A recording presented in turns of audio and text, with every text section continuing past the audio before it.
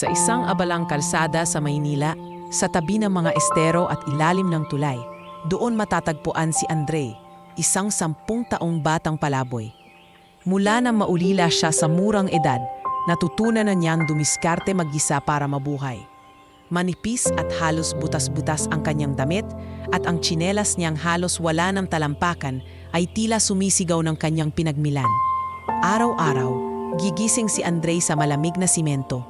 May karton na nagsisilbing kumot. Sa madaling araw, bago pa sumikat ang araw, siya'y naglalakad sa kahabaan ng kalsada, umaasang may makikitang tira-tirang pagkain mula sa mga karinderya. Madalas ay sa basurahan siya kumakalkal. Hindi siya pinapansin ng karamihan, at kung minsan na may tinataboy pa ng mga tinder at gwardya. "Huwag mong kalikutin yung basura ko. Nakakahiya sa mga customer," sigaw ng isang ale na nagtitinda ng kapet pandesal. Agad natatakdo si Andre, dala ang kaunting tinapay na natira, at buon niya iyon kakainin sa tabi ng estero. Minsan nadaratnan siya ng mga batang kasing edad niya na may mga magulang, nakaporma at may dalang baon. Sa mga pagkakataong iyon, napapatingin siya at lihim na bumubulong.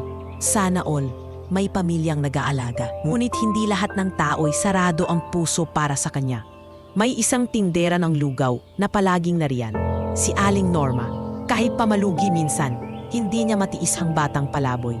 "Andre, halika. Heto lugaw, mainit-init pa. Libre to para sa'yo," wika ni Aling Norma isang umaga. Nangingiti ang bata, sabay abot ng mangkok. "Salamat po, Aling Norma." "Ang bait niyo po talaga. Hindi ko po ito makakalimutan. Basta pangako mo sa akin, mag-iingat ka ha? At mag-aral ka kapag nagkaroon ka ng pagkakataon," sagot ng ale. Sa tuwing nakakakain si Andre ng ganoong paraan, bumabalik ang kanyang lakas. Ngunit sa sandaling maubos na ang pagkain, balik na naman siya sa kalsada.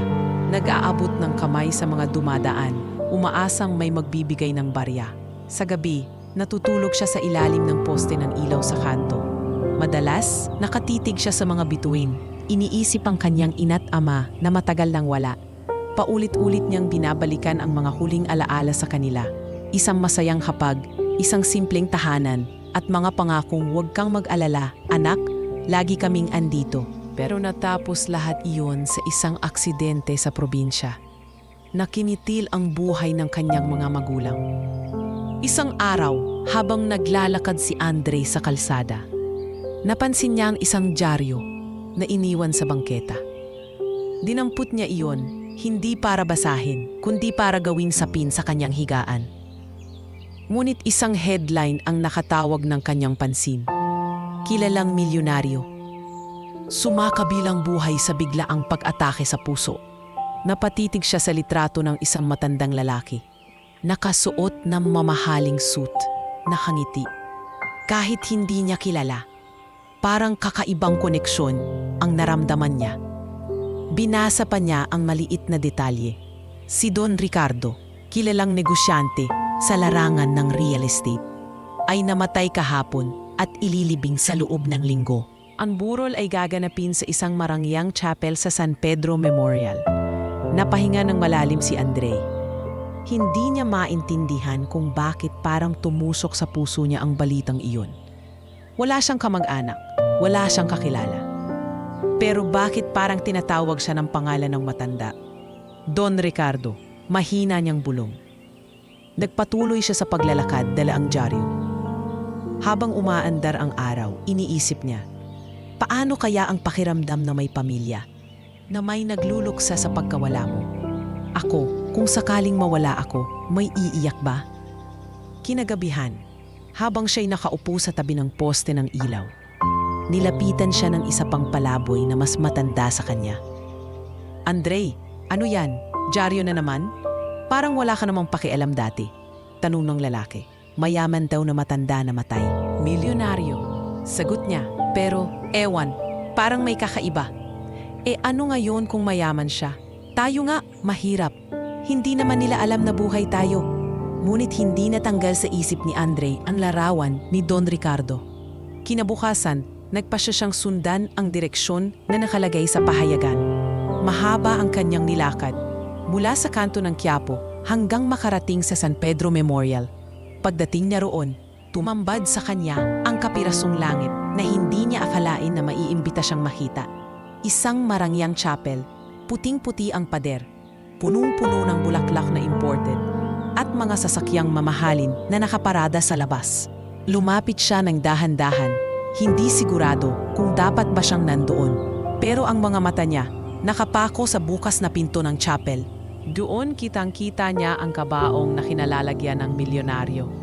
Ang yaman niya, pero patay na rin siya, bulong niya sa sarili.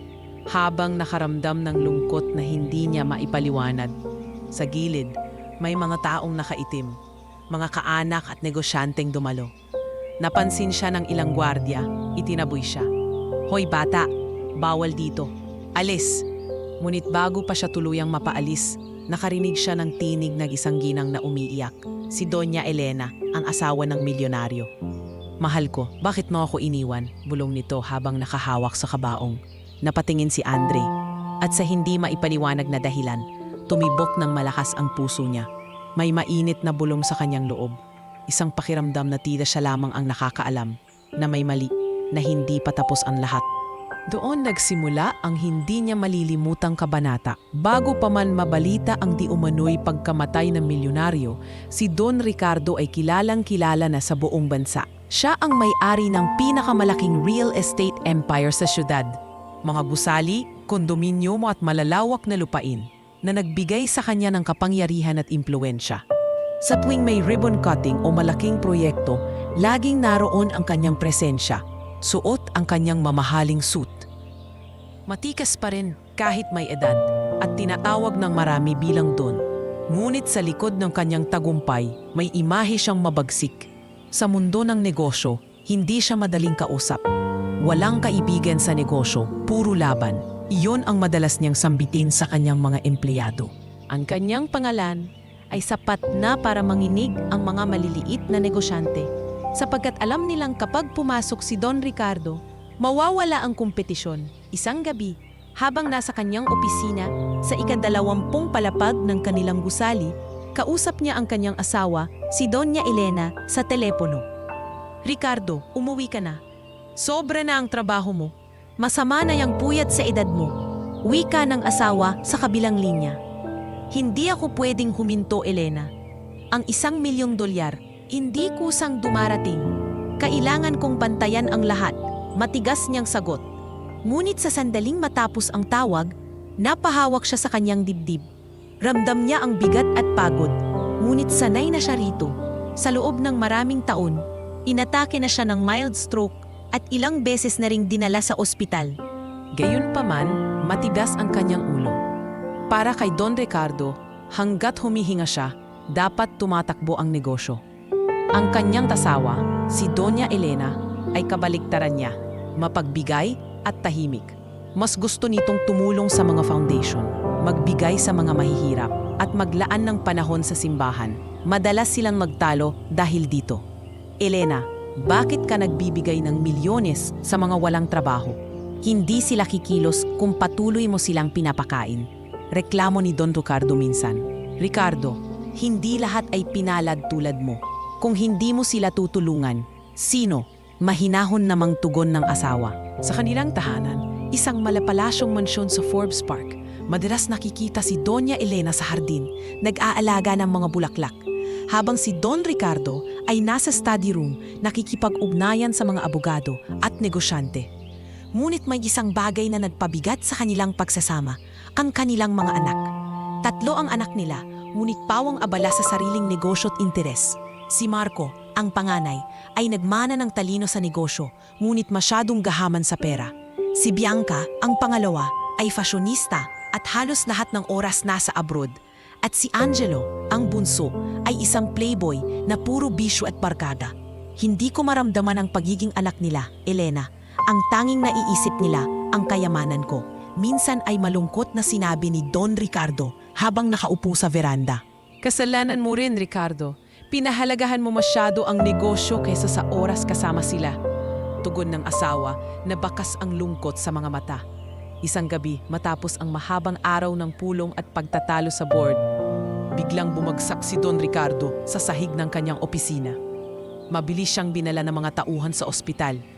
Sa harap ng mga doktor, walang tigil ang alarma ng mga makina.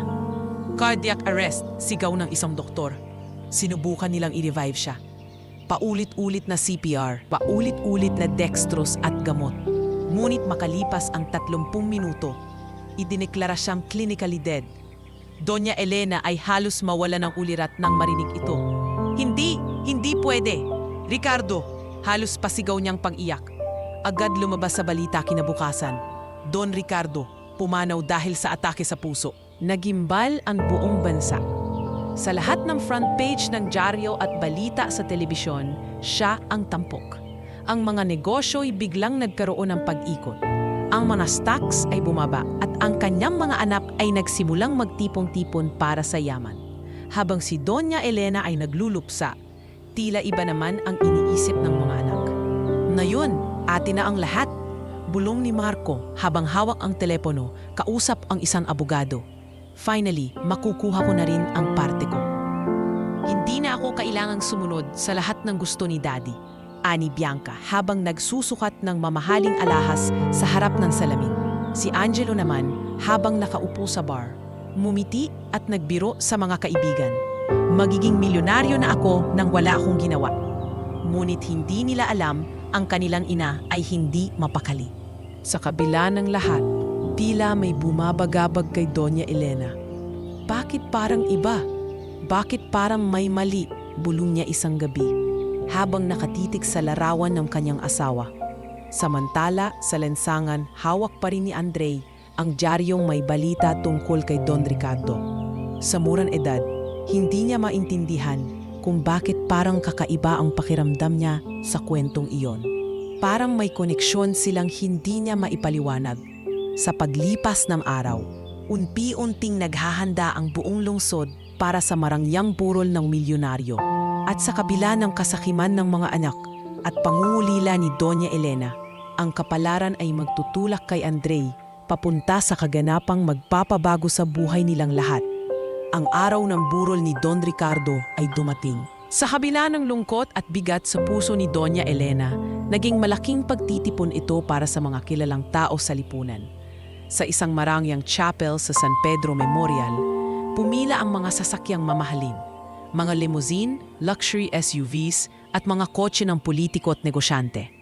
Ang buong lugar ay nababalutan ng mga puting bulaklak na imported pa mula abroad, habang ang malalaking chandelier sa loob ng chapel ay nagbibibuy ng liwanag na tila ba kayang itaboy ang lungkot ng gabi.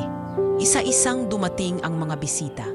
May mga senador, mayor at kapwa negosyanteng nagdadala ng korona ng bulaklak na may nakatatak na pangalan ng kanilang kumpanya. Ang iba'y andon hindi para magluksa, kundi upang makipagsabayan sa pagpapakita ng kanilang koneksyon. Ang ilan pa'y palihim na nagbubulungan. Tinatalakay kung sino ang magmamana ng malawak na imperyo ni Don Ricardo. Grabe, ano kaya mangyayari sa mga negosyo niya ngayon? Bulong ng isang bisita.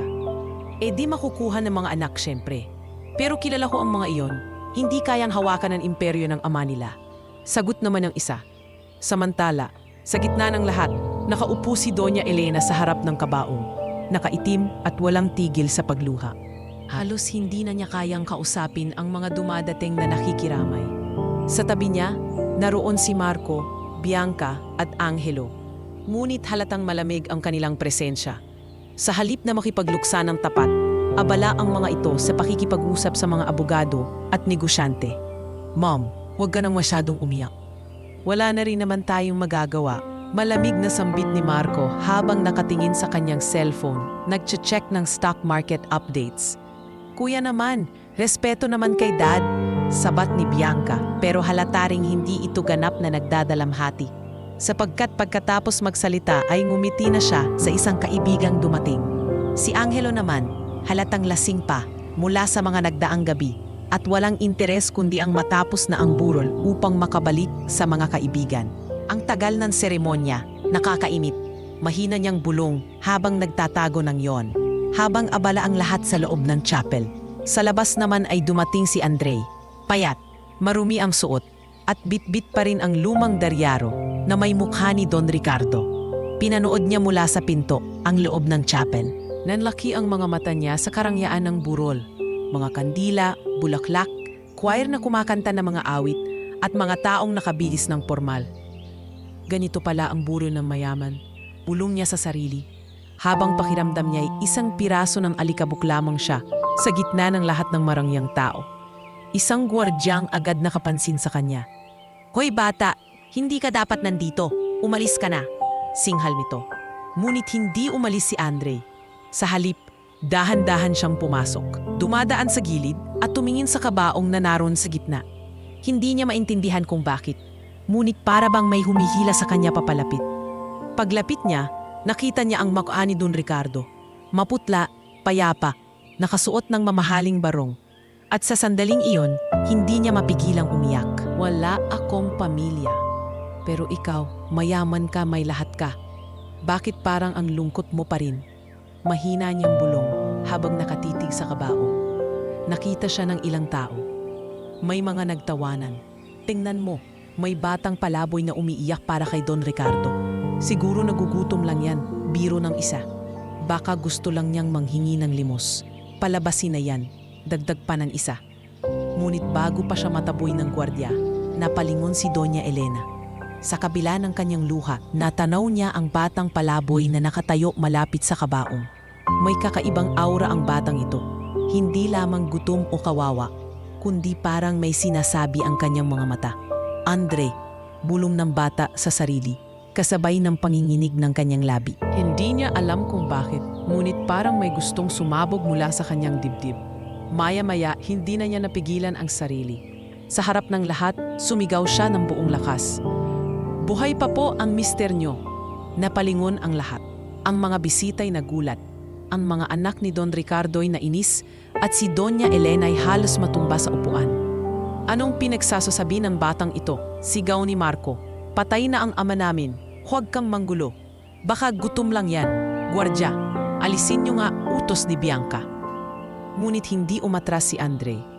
Lalong lumakas ang kanyang tinig, sabay hawak sa lumang dyaryo na dala-dala niya. Hindi po siya patay. Buhay pa po siya. Lumapit ang dalawang gwardya para hatafin siya. Ngunit bago pa man siya mailabas, nagkaroon ng bulungan sa loob ng chapel. Ang ilan ay napatingin sa kabaong. Ang iba na may kinilabutan. Si Doña Elena ay napatayo, nanginginig at lumapit sa kabaong. "Andre, ano ba ang ibig mong sabihin?" Nangingilid ang luha niyang tanong. "Hindi ko po alam. Pero ramdam ko buhay pa po siya." Sagot ng bata, nanginginig ang tinig. Nagkatinginan ang mga tao. May tumatawa, may naiirita, ngunit may iilang nagsimulang kabahan. At sa sandaling iyon, lumapit ang ilang pulis na naroon para magbantay ng seguridad. Patingnan natin, mahinang sambit ng isa. At doon nagsimulang gumalaw ang kabaong. Hindi man halata sa una, ngunit may ilang nakapansin. Ang kanilang mga matay nanlaki at ang katahimikan sa loob ng chapel ay biglang napalitan ng tensyon at kaba. Habang hawak ng mga pulis ang tabaong, nag-uunahan ang mga bisita sa pagbubulungan. "Diyos ko, totoo ba to? Imposible!" At si Andre, nakatayo pa rin, nanginginig man, ay matatag na nakatingin sa kabaong. Dama niyang magsisimula na ang pagbabagong magpapayanig sa buong pamilya at lipunan. Sa gitna ng malamig na chapel, nanatiling tahimik ang lahat matapos ang matinding sigaw ng batang palaboy. Ang mga bisitang sanay sa marangyang kapaligiran ay tila natulala. Hindi makapaniwala na isang gusgusing bata ang basta na lamang sumigaw ng ganoon sa mismong burol ng isang tanyag na milyonaryo. Ang katahimikan ay tila isang kulog na nakabibingi. Bawat matay nakatingin kay Andre, nakayakap sa kabaong si Doña Elena, nanginginig at puno ng luha. "Ano ba itong sinasabi mo, iho?" Nangingilid ang kanyang tinig, halos di makalabas sa kanyang bibig. Si Marco, ang panganay, ay agad lumapit at itinuro si Andre. "Mga kahibangan, patay na ang ama ko. Ginugulo lang tayo ng batang ito. Gwardya, alisin na siya rito." Ngunit hindi umatras si Andre. Bagkus humawak siya sa gilid ng kabaong at muling sumigaw. Mas mariin pa, "Buhay pa po siya. Maniwala kayo, buhay pa po ang mister nyo." Ang mga tao'y nagsimulang magbulungan. May ilan na napailing, iniisip na baka guni-guni lamang ng isang batang gutom. Ngunit may iilan, lalo na ang mga matatandang kaibigan ni Don Ricardo, ang tila nagulat. Hindi ba't sabi nila, may mga pagkakataon na nagkakamali ang mga doktor? Bulong ng isa. Baka nga totoo ang bata. Sagot ng isa pa habang nanginginig ang mga kamay. Sa puntong iyon, lumapit ang 2 pulis na nasa loob para siguraduhin ang kaayusan. Sige, tingnan na lang natin para matapos la ito. Kung totoo ang sinasabi ng bata, mas mabuti. Pero kung hindi, kailangan na nating paalisin siya. Si Bianca, ang pangalawang anak, ay mariing umiling. Nakakahiya ito. Ang daming bisita. Tapos magpapaapekto tayo sa sinasabi ng isang batang palaboy? Hindi kipatayag. Ngunit bago to makasagot ang lahat, nakita nilang tila gumalaw ang daliri ni Don Ricardo. Isang mahinang kumpas, halos hindi kapansin-pansin, pero sapat para makatawag ng atensyon sa iilan nakatayo malapit. Diyos ko, bulong ni Doña Elena. Halos mabitawan ang pagkakahawak sa kabaong. Ricardo, nagkaroon ng kaguluhan. Ang ilan ay napasigaw. Ang iba namay nagsitakbuhan palabas ng chapel, dala ng takot.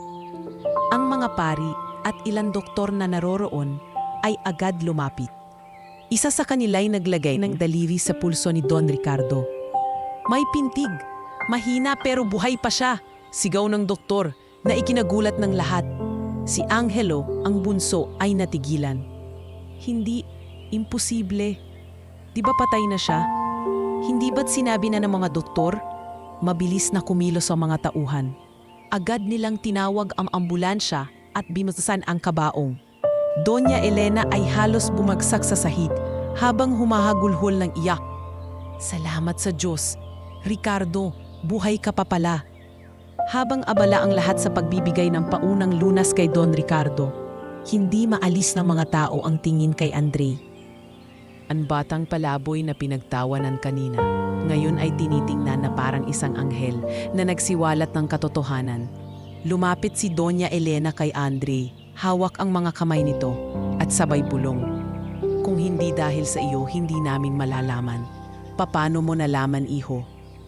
Umiiyak si Andre, nanginginig pa rin. Hindi ko po alam, ramdam ko lang. Para bang may nagsabi sa akin na hindi pa siya patay. Ngunit bago pa makapagsalita pa si Doña Elena, mabilis na dumating ang ambulansya. Dinampot ng mga paramedic ang katawan ni Don Ricardo, ikinabit ang mga makina at isinakay siya. Ang mga tao'y nagsitakbuhan palabas upang sumunod. Ang mga kamera ng media ay nag-flash, nag-uunahan ang mga mamamahayag sa balitang ngayon palang nararanasan ng bansa. Breaking news. Ang milyonaryong si Don Ricardo, na iniulat na pumanaw, ay natuklasang buhay pa sa mismong burol niya. Sigaw ng isang reporter habang naka-livestream ang eksena. Samantala, ang 3 anak ay iba-iba ang reaksyon. Si Marco ay halatang galit at naguguluhan. Hindi pwede ito. Ano na lang ang mangyayari sa plano ko? Bulong niya sa sarili. Si Bianca namay halatang natataranta. Hindi malaman kung matutuwa ba o matatakot. Si Angelo ay tahimik. Halatang nanginginig at hindi makapaniwala. Habang umaalis ang ambulansya, naiwan si Andre sa gilid ng chapel, nakatingin sa paparating na butang liwayway. Hindi niya alam kung ano ang mangyayari. Ngunit alam niyang ang simpleng sigaw niya ay nagbukas ng isang malaking pagbabago.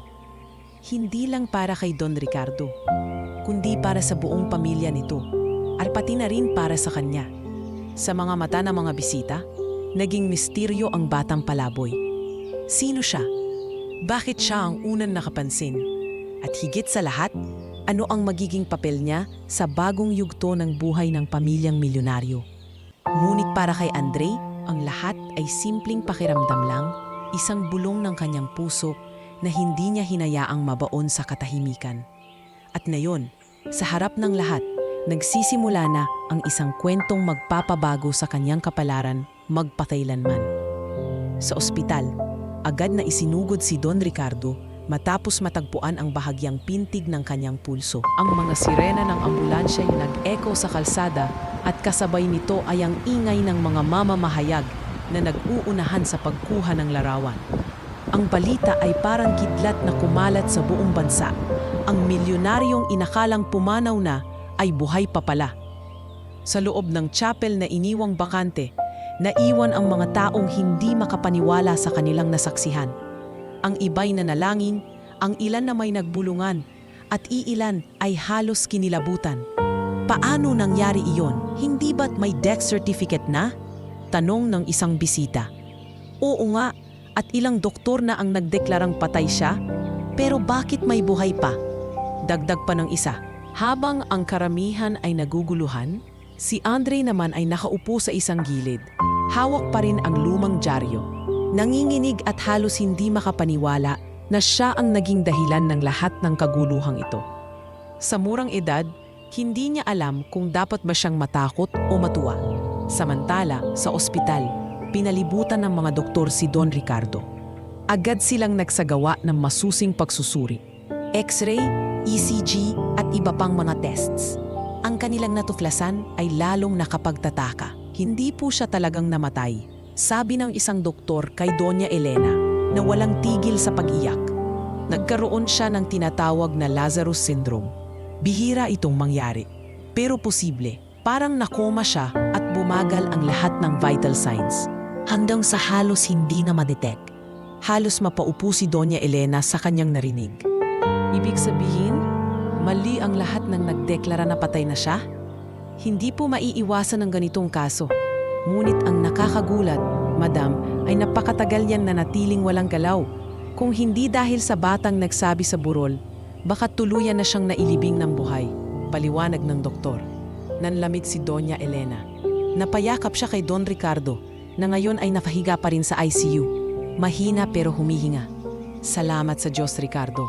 Salamat at bunigyan pa tayo ng pagkakataon.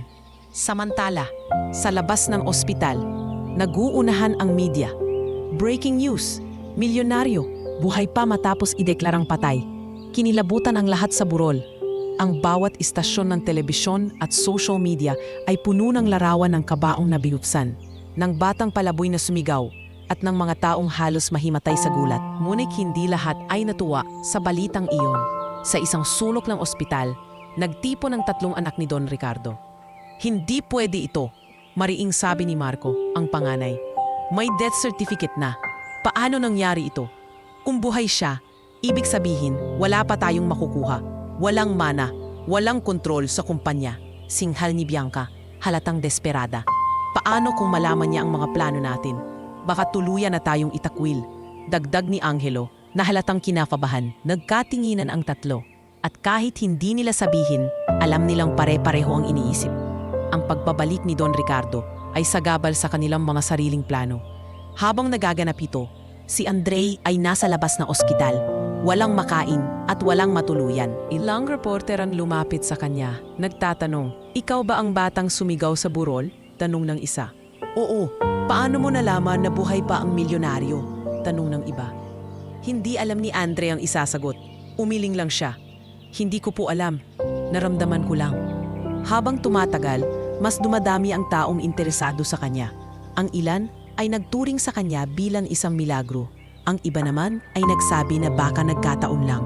Ngunit isa lang ang malinaw, kung hindi dahil sa sigaw ng bata na ilibing na ng buhay si Don Ricardo. Makalipas ang ilang oras, unti-unting gumalaw si Don Ricardo sa ospital. Binuka niya ang kanyang mga mata. Mahina at puno ng panghihina. Agad na tinawag ni Doña Elena ang doktor. Ricardo, mahal ko, gumising ka na, salamat sa Diyos. Iyak ni Doña Elena habang hinahaplos ang kanyang mukha. Mahina ngunit malinaw, nagsalita si Don Ricardo. Elena, anong nangyari? Akala ko, nasa kabilang buhay na ako. Hindi, Ricardo. Buhay ka pa. Huwag mong isipin yon. Binuhay ka ng Diyos at ng isang batang hindi ko kilala. Siya ang nagsabi na hindi ka papatay. Nanlaki ang mata ni Don Ricardo. Isang bata? Oo, sagot ni Doña Elena. Isang batang palaboy. Hindi ko alam kung paano, pero siya ang nagsabi. At totoo ang lahat ng sinabi niya. Napapikit si Don Ricardo, nag-iisip. Sa kanyang isip, may katanungang umuukilkil. Bakit ang isang batang palaboy na walang koneksyon sa kanila ang nakapansin? Ano ang ibig sabihin nito? Samantala, sa labas ng ospital, hindi matahimik ang publiko. May mga taong natatakot, sinasabing malas o sumpa ang nangyari, ang iba na may naniniwalang isa itong malaking milagro. Ngunit para sa pamilya ni Don Ricardo, ito'y isang nakakakilabot na katotohanan na muntik na nilang ipalibing ng buhay ang kanilang ama. Sa mga sumunod na araw, mas lumalim ang tensyon. Si Doña Elena ay nakatutok kay Don Ricardo, hawak ang kamay nito at laging ipinagpapasalamat na buhay pa ito. Si Andre naman, nananatiling palaboy. Nakatingin lang sa ospital mula sa malayo. Walang ideya na ang kanyang simpleng sigaw ay magbubukas ng pintuan patungo sa mas malaking laban. Hindi lang laban para sa buhay ng isang milyonaryo, kundi laban din sa kasakiman ng mga anak nito. At habang si Don Ricardo ay unti-unting nagigising at nakababalik sa kanyang ulirat, isang bagay lang ang malinaw. Ang buhay na ipinagkaloob muli sa kanya ay hindi magiging tahimik. Sapagkat sa kanyang pagbabalik, may mga katotohanang mabubunyag at may mga taong handang gumawa ng lahat para muling siya'y mawala. Sa loob ng ICU ng pinakamalaking ospital sa Maynila, unti-unting nagmulat ng mga mata si Don Ricardo. Mahina, maputla, ngunit malinaw pa rin ang kanyang paningin. Ang mga ilaw sa kisame tila nakasisilaw at ang mga tunog ng makinay parang musika ng pagbabalik sa mundo. Sa kanyang tabi, nakahawak si Doña Elena, nanginginig at luhaan. "Ricardo, mahal ko, salamat sa Diyos at nagising ka," bulong niya habang hinahaplos ang pisngi ng asawa. Dahan-dahang gumalaw ang labi ni Don Ricardo. "Elena, anong nangyari? Akala ko'y wala na ako." Nagpigil ng hikbi si Doña Elena at ikinwento ang lahat. Ang atake sa puso, ang deklarasyon ng mga doktor na siya'y patay na, ang marangyang burol at ang sigaw ng isang batang palaboy na nagsabing buhay pa siya. Habang nakikinig si Don Ricardo, nanlalaki ang kanyang mga mata. "Isang bata?" mahinang tanong niya. "Isang batang hindi kilala ang nagsalba sa akin?" "Oo, Ricardo," sagot ni Doña Elena. "Kung hindi dahil sa kanya, nailibing ka na ng buhay." Sa isang sulok ng kwarto, pumasok ang doktor. "Mabuting nagising ka, Don Ricardo. Malaking himala ito. Mahina pa po ang katawan ninyo. Pero stable na ang pondisyon.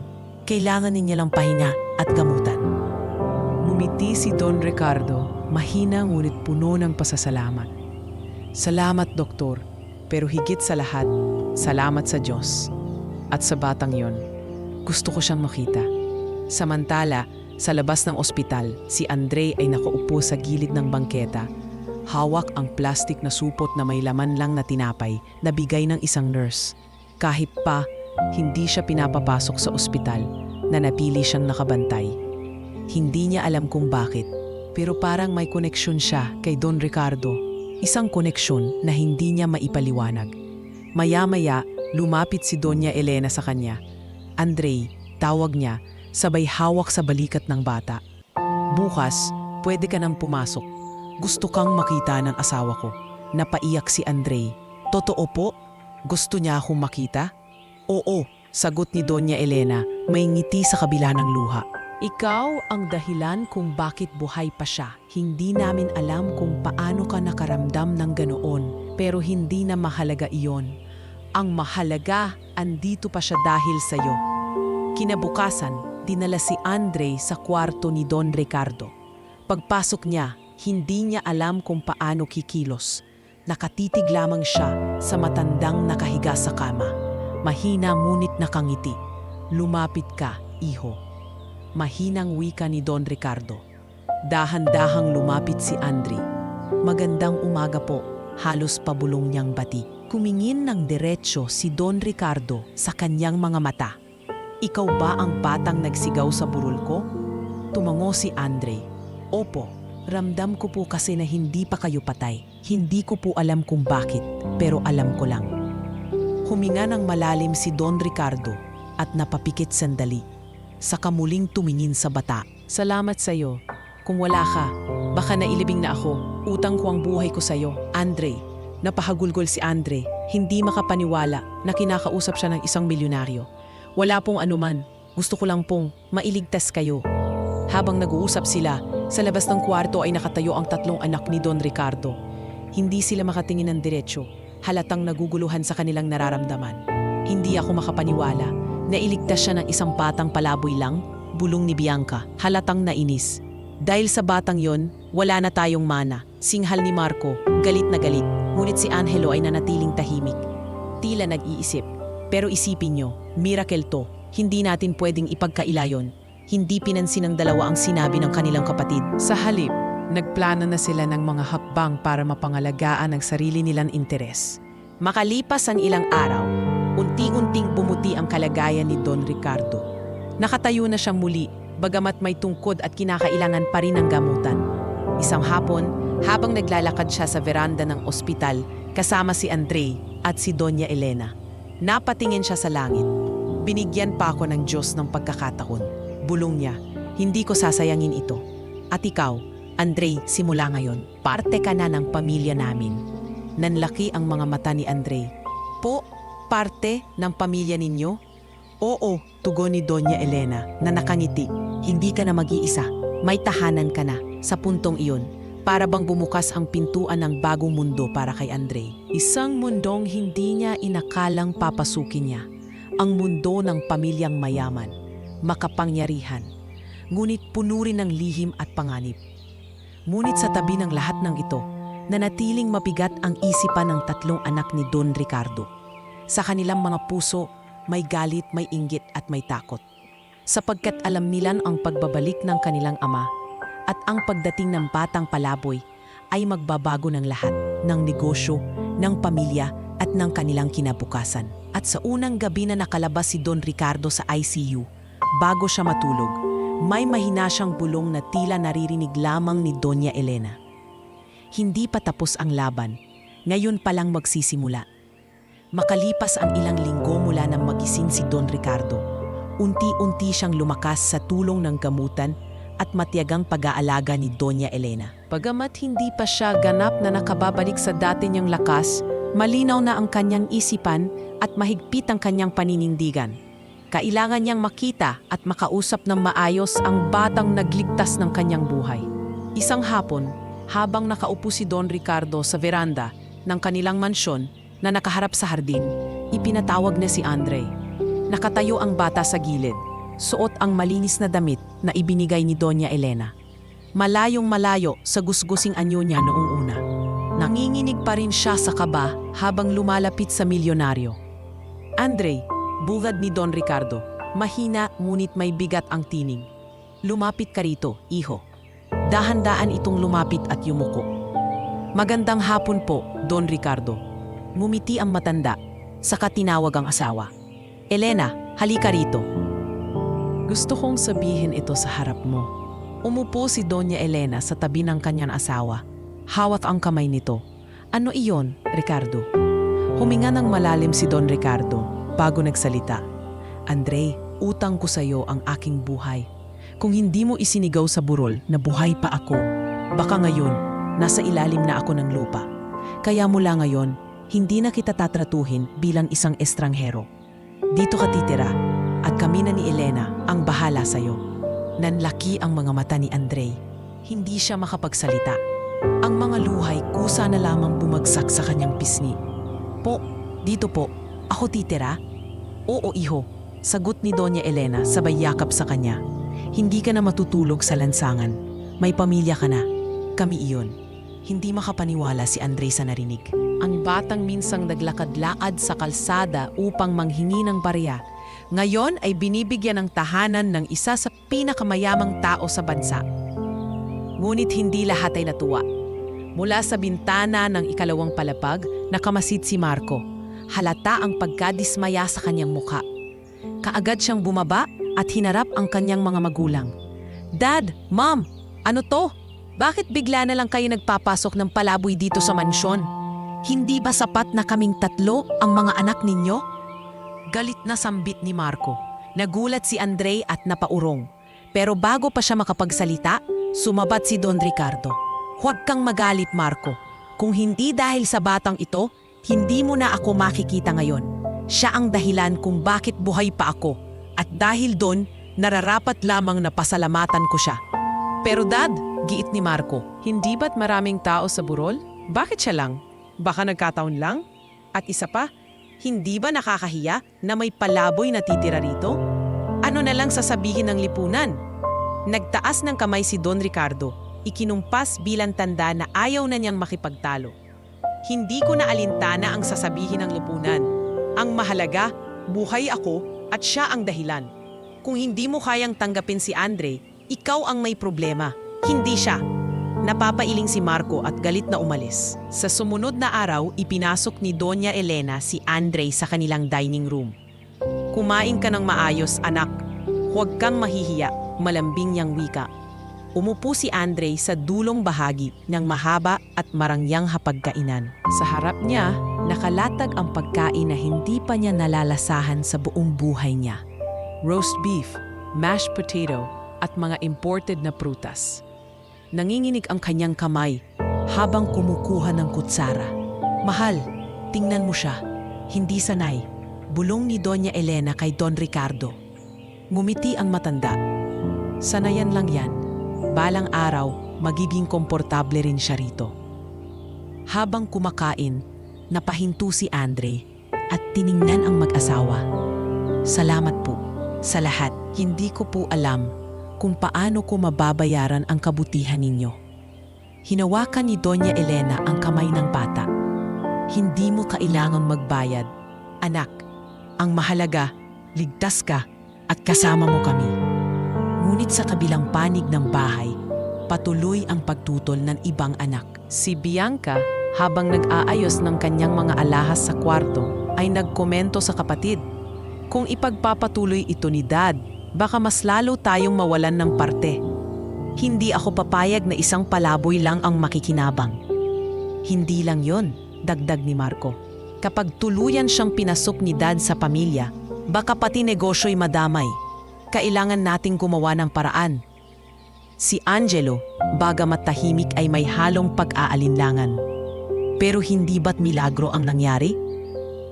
Baka dapat magpasalamat na lang tayo. Malay nyo, may dahilan kung bakit siya nandito. Hindi, Angelo, sagot ni Marco. Hindi ako naniniwala sa mga ganyang dahilan. Ang nakikita ko lang, may banta sa atin. Habang patuloy ang tensyon sa loob ng pamilya, si Andre, na may mas lalong nagiging malapit kina Don Ricardo at Doña Elena. Sa mga sumunod na araw, madalas silang magkwentuhan sa hardin. Andre, tanong ni Don Ricardo minsang sila'y naglalakad. Ano ba ang pangarap mo? Tahimik muna ang bata bago sumagot. Gusto ko lang po ng pamilya. Yung may bahay ako, may mga taong naghihintay sa akin. At sana po makapag-aral din ako. Napangipi si Don Ricardo at hinawakan ang balikat ng bata. Magiging totoo lahat ng iyan, iho. Sisiguraduhin kong matutupad ang mga pangarap mo. Sa pagkakataong iyon, naramdaman ni Andre na hindi na siya nag-iisa. Ngunit sa kabila ng kasiyahang iyon, may mga matang nakamasid. Mga anak ni Don Ricardo na puno ng galit at inggit. At sa kanilang mga isip, isang bagay lang ang malinaw. Hindi nila hahayaang basta na lamang maagaw ng isang palaboy ang atensyon at pagmamahal ng kanilang ama. Ang pasasalamat na ipinakita ni Don Ricardo at Doña Elena kay Andre ay naging simula ng panibagong yugto. Ngunit ito rin ang apoy na muling magpapaliyab sa kasakiman at pag-aalitan sa loob ng kanilang pamilya. Mula nang tanggapin ni na Don Ricardo at Doña Elena si Andre sa kanilang mansyon, tila nagbago ang ihip ng hangin sa loob ng tahanan.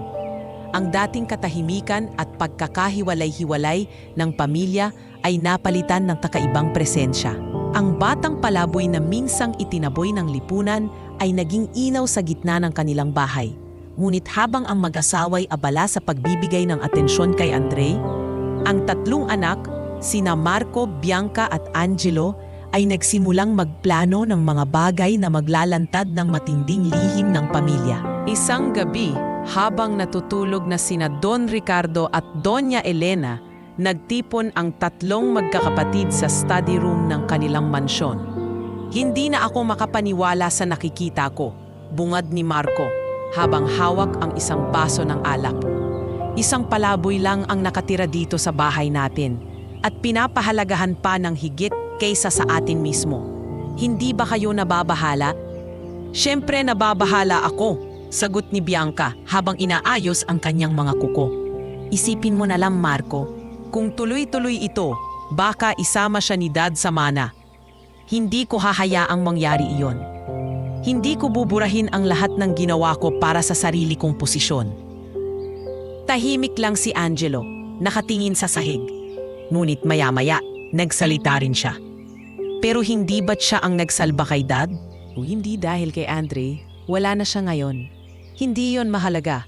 Sigaw ni Marco, ang punto, Angelo, ay hindi siya dapat kasama sa pamilya. Hindi siya dugo natin. Hindi siya karapat-dapat. Nagpatuloy ang kanilang diskusyon hanggang sa lumabas ang kanilang tunay na intensyon.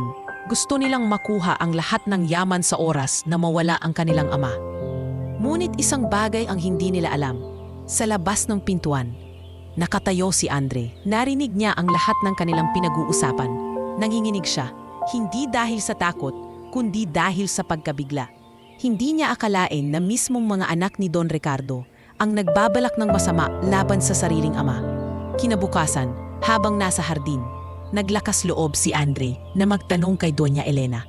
Tita Elena, mahal po ba talaga ng mga anak ninyo si Don Ricardo? Napatigil ang ginang. Bakit mo naman natanong yan, iho? Nagbuntong hininga si Andre.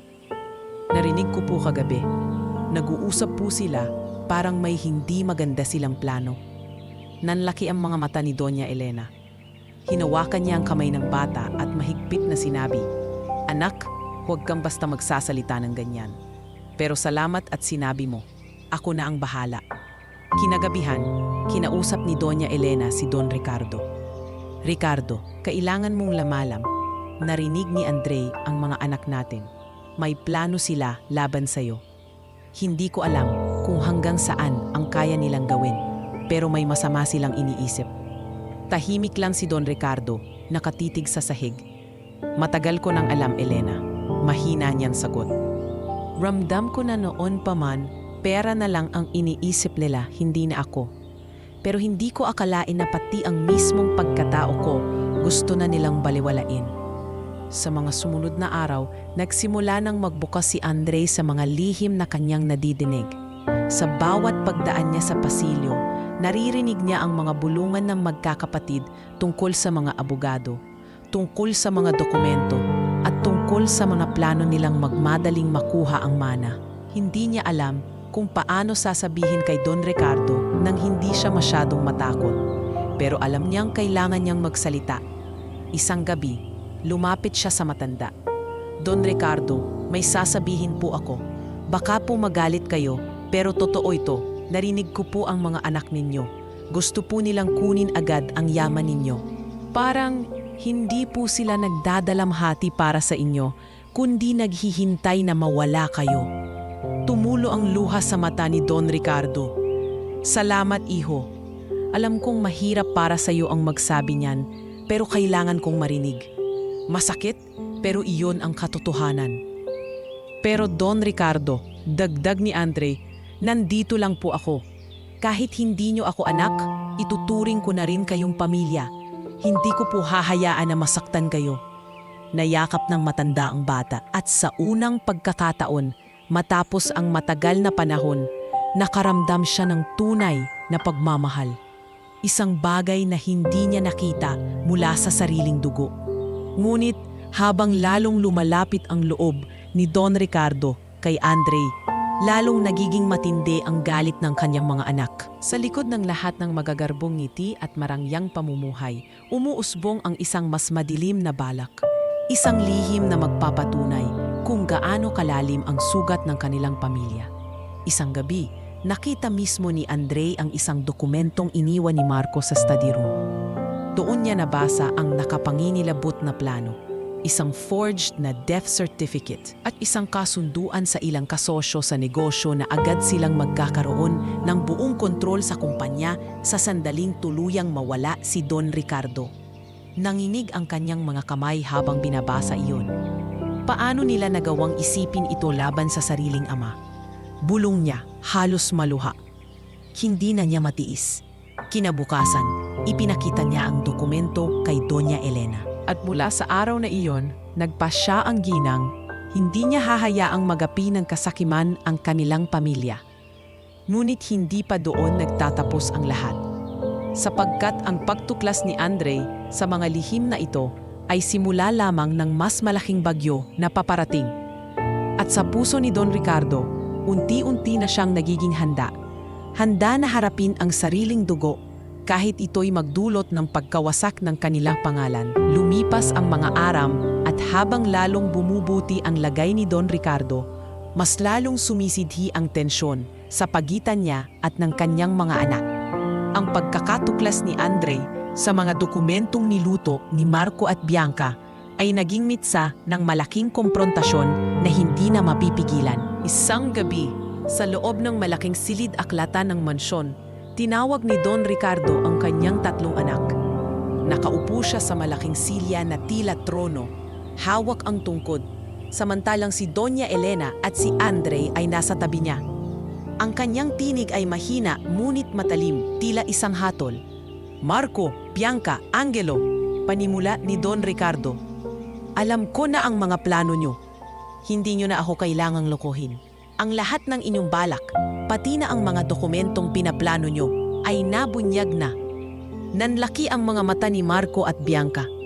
Nagkatinginan silang dalawa, saka napailing si Marco. "Sino ang nagsabi sa'yo, Dad? Yung palaboy? Siya na naman? Sinisira niya ang pamilya natin?" "Hindi siya ang sumisira, Marco," mariing sagot ni Don Ricardo. "Kayo ang sumisira sa sarili niyong pamilya sa pamamagitan ng kasakiman at kasinungalingan." "Dad, hindi naman sa ganoon," sabat ni Bianca.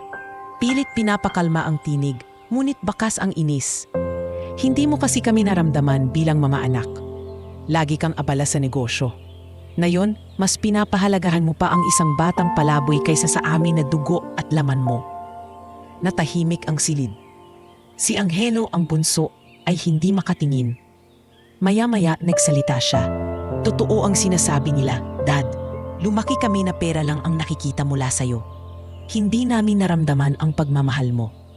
Kaya siguro dumating kami sa puntong mas pinahalagahan na lang namin ang yaman kaysa sa'yo." Napapikit si Don Ricardo, tila pinagsakloban ng langit at lupa. Ngunit muli siyang tumayo at mariing itinukod ang kanyang tungkod. "Kung yan ang dahilan ninyo, mas masakit. Akala ko ginagawa ko ang lahat ng ito para sa inyo, para sa kinabukasan ninyo. Pero ngayon, nakikita ko, hindi pala pera ang pagkakamali ko, kundi ang pagwawalang bahala ko sa inyong damdamin. Pero hindi iyon dahilan para pagtangkaan nyo ang buhay ko." Nanginig ang tinig ni Doña Elena. "Mga anak, hindi ba kayo naaawa? Halos mailibing na ng buhay ang ama ninyo. Tapos ganyan pa ang nasa isip ninyo?" Tumalikod si Marco, galit na galit. "Hindi ka ni mananahimik, Ma'am, lalo na't pinapapasok nyo ang batang yan dito. Alam namin na baka siya pa ang maging dahilan ng pagkawala ng lahat ng para sa amin." Sa gilid, tahimik lang si Andre. Ngunit nakaramdam siya ng bigat sa kanyang dibdib. Alam niyang siya ang pinupunto ng lahat ng galit. Ngunit hindi na siya umatras. Lumapit siya at diretsyong hinarap si Marco. "Hindi ko gustong agawin ang pamilya ninyo. Gusto ko lang pong tulungan si Don Ricardo at si Doña Elena. Hindi ko po kasalanan na ako ang nakapansin na buhay pa siya." "Tumahimik ka," sigaw ni Bianca, sabay hampas ng kanyang kamay sa mesa. "Wala kang karapatang magsalita dito." Ngunit bago pa makasagot si Andre, bigla na lamang nanghina si Don Ricardo. Napahawak siya sa kanyang dibdib at halos matumba. Agad siyang sinalo ni Andre at Doña Elena. "Ricardo," sigaw ng kanyang asawa, "tulungan niyo kami, dali." Agad na dumating ang mga doktor na nakaantabay sa mansyon at dinala siya sa kanyang silid. Habang nasa hallway, nakatingin lang ang 3 anak. Si Marco'y halatang naalarma, ngunit pinilit magpakatatag. Si Bianca'y nagkunwaring nag-alala, ngunit halatang may iniisip. Si Angelo na may bakas ang pagkalito at pag-alala sa kanyang mukha. Habang nakahiga sa kama, hinawakan ni Don Ricardo ang kamay ni Andre. "Huwag kang bibitaw, iho. Hindi ako natatakot sa sakit, pero natatakot ako masira ng tuluyan ng pamilya ko." Naiyak si Andre. "Hindi ko po kayo iiwan. Kahit anong mangyari, Nandito po ako. Sa labas ng kwarto, muling nagtipon ang magkakapatid. Hindi natatagal si Dad kung palaging ganyan, wika ni Marco. At kung patuloy siyang may tiwala sa palaboy na iyon, baka talagang isama siya sa mana. Hindi ako papayag, singhal ni Bianca. Kung kinakailangan, gagawa ako ng paraan para mailayo siya sa pamilya natin. Tahimik lang si Angelo, ngunit halatang nababagabag. Pero kung mawala si Dad, wala na tayong tatakbuhan. Hindi ba mas mabuting ayusin na lang natin ang lahat? Hindi na kayang ayusin to, Angelo. Sagot ni Marco, lalo na't may batang umaagaw ng lugar natin. Habang patuloy ang kanilang pagtatalo, mas lalong nagiging malinaw kay Andre na hindi lang buhay ni Don Ricardo ang nakataya, kundi pati ang kanyang sariling kinabukasan. At sa gitna ng lahat, nararamdaman niyang ang laban na ito ay hindi na lamang laban ng dugo at kayamanan. Isa itong laban para sa katotohanan, para sa tiwala, at para sa tunay na kahulugan ng pagiging pamilya. Sa gabing iyon, tahimik na nakatulog si Don Ricardo, habang si Andre ay nakabantay sa tabi niya. Ngunit sa mga anino ng mansyon, nagbabadya ang panganib. Ang mga anak na dapat ay tagapagmana ng kanyang pangalan, ngayon ay nagiging mga kaaway na handang gumawa ng kahit ano upang mapanatili ang kanilang ambisyon. At sa mga susunod na araw, magsisimula ang mas matinding digmaan. Isang laban na maglalantad ng mga sugat ng nakaraan at ng kasakiman ng sariling dugo. Kinabukasan, matapos ang pagkahilo at biglang panghihina ni Don Ricardo, lalong tumindi ang pag-aalala ni Andre. Hindi siya makatulog buong gabi, nakabantay sa tabi ng kama ng matanda. Paminsan-minsan ay pinupunasan niya ng bimpo ang pawis nito at inaayos ang kumot. Kahit wala siyang karanasan sa pag-aalaga ng may sakit, ginamit niya ang mga natutunan niya sa kalye, ang likas na malasakit at tiyagang dala ng kanyang murang edad. Pagmulat ng mga mata ni Don Ricardo kinabukasan, agad siyang sinalubong ni Andre. Don Ricardo, gising na po kayo. Kumusta po ang pakiramdam ninyo? Ngumiti ng bahagya ang matanda. Mahina pa rin, iho, pero iba ang ginhawang dala ng makita kitang nandito. Salamat at hindi mo ako iniwan. Sa sandaling iyon, naramdaman ni Andre ang bigat ng responsibilidad na nakapatong sa kanyang mga balikat. Hindi na lang ito tungkol sa kanya, kundi tungkol sa isang pamilyang nabubuwag dahil sa kasakiman ng sariling dugo. Alam niyang kailangan niyang tumindig at ipagtanggol si Don Ricardo. Kahit na siya lamang ay isang palaboy na walang armas, kundi ang kanyang tapang at malasakit. Maya-maya, pumasok si Doña Elena at dala ang agahan.